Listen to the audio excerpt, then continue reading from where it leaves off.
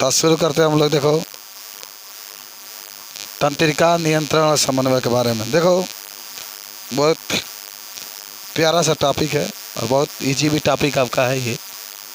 तंत्रिका समन्वय, नियंत्रण समन्वय माने इस पाठ में हम लोग पढ़े भी हैं, जानकारी कुछ है कि शरीर के अंदर जितने भी क्रियाएं होती है उन क्रियाओं को कैसे नियंत्रण किया जाता है, उन क्रियाओं को कैसे देख रेख किया जाता है, उन क्रियाओं को कैसे मस्तिष्क नियंत्रण करता है, उसके बारे में हम लोग को पढ़ना है।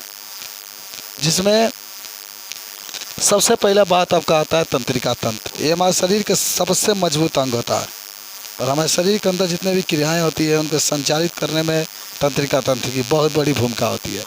विभिन्न प्रकार के घटनाओं को शरीर के विभिन्न अंगों तक पहुंचाने, फिर पहुंचाने तथा उसके बीच में जो क्रियाएं होती है उसको संपर्क करने का कार्य जो करता है तंत्रिका तंत्र करता है। आप पढ़े भी होंगे।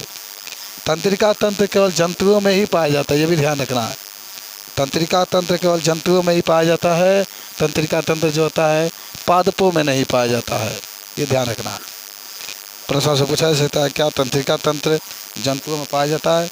इसका उत्तर होता है कि तंत्रिका तंत्र जंतुओं में नहीं पाया जाता है, केवल जंतुओं में पाया जाता है, केवल पादपों में नहीं पाया जाता है। इसकी लंबाई 1 से 1.5 मीटर होती है और हमारे शरीर की शक्ति भी होता है, सुनने की शक्ति जो होता है इसका कार्य ही करता है तंत्रिका तंत्र। और पूरा तंत्रिका तंत्र के द्वारा ही शरीर के विभिन्न अंगों का देख रेख किया जाता है, पूरा फंक्शन भी किया जाता है। याद होगा, बोलो।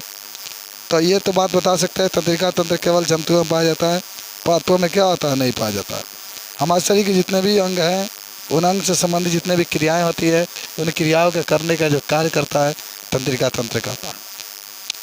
देखिए, आपसे जाएंगे ना कॉम्पिटिशन में तो एक प्रश्न आता है कि तंत्रिका कोशिका, जिसको आप न्यूरॉन कहते हैं, तंत्रिका कोशिका के बारे में कोई पूछेगा या न्यूरॉन के बारे में पूछेगा तो आप क्या कहेंगे? कहेंगे तंत्रिका तंत्र के इकाई को, तंत्रिका तंत्र के इकाई को। इकाई का मतलब होता है जो तंत्रिका तंत्र होती है उसके सबसे जो छोटी इकाई होती है उसी इकाई को हम लोग क्या कहते हैं? तंत्रिका कोशिका कहते हैं। तो तंत्रिका तंत्र के सबसे छोटी इकाई को हम लोग न्यूरॉन कहते हैं, याद करना है।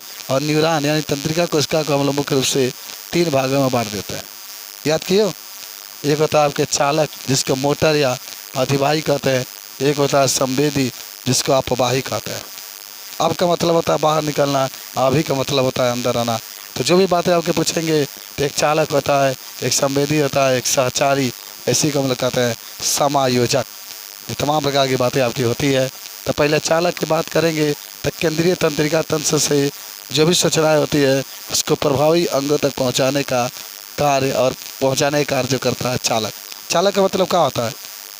मोटर होता है। चालक का मतलब मोटर होता है। इसका वर्क क्या होता है कि जितने भी कार्य होते हैं, इसका वर्क ये होता है कि जितने भी फंक्शन होते हैं उसको हमारे केंद्रीय तंत्रिका तंत्र से जो भी सूचनाएं होती है उसको जितने माने जिस अंग तक पहुंचाना।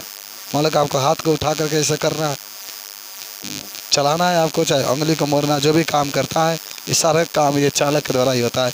तंत्रिका तंत्र की जो भी सूचनाएं होती है ये विभिन्न अंगों तक पहुंचाने का जो कार्य करता है वह चालक होता है, जिसको आप मोटर भी कहते हैं, अधिवाही भी कहते हैं। याद करना है। अधिवाही का मतलब क्या होता है? मस्तिष्क के सूचनाओं को अंगों तक पहुंचाने का कार्य करता है, वो आपके चालक करता है। उसके बाद एक होता है संवेदी। संवेदी या अपवाही आपका होता है संवेदी अंगों से। संवेदी पढ़े भी होंगे। संवेदी अंगों से जैसे हाथ पर कोई टच कर दिया, कोई किसी को मान लो कि कहीं भी टच कर दिया, तो जो भी स्पर्श किया जाता है, स्पर्श करने के बाद जो भी बातें होती है, जो भी सूचनाएं होती है उसको संवेदी अंगों से केंद्रीय तंत्रिका तक पहुंचाने का कार्य जो करता है। अपवाही का मतलब देख लेना, बाहर से अंदर जाना। अपवाही का मतलब होता है बाहर से अंदर जाना, मतलब बाहर से जो भी सूचनाएं होती है उसको मस्तिष्क से पहुंचाने का जो कार्य होता है उसका अपवाही कहते हैं। और मस्तिष्क की जो सूचनाएं होती है उसको शरीर में जितने भी अंग होते हैं उस अंगों तक जब पहुँचाया जाता है तो उसी को हम लोग क्या कहते हैं? अभिवाही कहते हैं। तो एक अपवाही रहा, एक अभिवाही रहा, एक सहचारी रहा और एक समायोजक। चलो ये याद हुआ, बोलो। कुछ समझ में आ रहा है क्या? ना सहचारी या समायोजक मतलब होता है ये विभिन्न प्रकार के न्यूरॉन को एक दूसरे से माने एक दूसरे को जोड़ता है। ये मेरुरज्जु और मस्तिष्क में पाया जाता है। मान देखो, ये जो चालक होता है, जितने भी चालक होते हैं, जितने भी, चाहे 10 होंगे 20 होंगे, जितने भी चालक होते हैं, उसको जोड़ने का कार्य जो करता है वो सहचारी ही करता है। सहचारी का काम होता है ना, सहचर माने सबको साथ लेकर चलना। संवेदी को जोड़ता है। आप अभी पढ़े हैं कि जितने भी तंत्रिका तंत्र होते हैं उसकी इकाई जो होती है, जैसे घर की इकाई क्या होती है? ईंट होती है। आपके शरीर की इकाई क्या है? कोशिका। आपके नाक की इकाई नथनी है। तो इस तरह से होता है, माने ये विभिन्न प्रकार के न्यूरॉन की एक दूसरे से जोड़ता है। न्यूरॉन जितने होते हैं सब एक दूसरे से जोड़ता है। और यह कहाँ पाया जाता है? मृदरज्जु में पाया जाता है और मस्तिष्क में पाया जाता है। माने जो सहचारी होता है ना, ये तो मृदरज्जु में पाया जाएगा या इस कहाँ पाया जाता है? मस्तिष्क में पाया जाता है।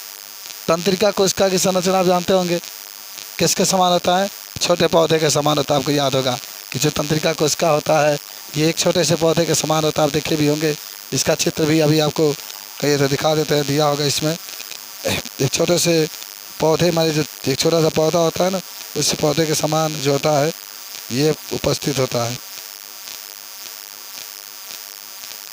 देख लीजिएगा, ठीक है, देख लीजिएगा।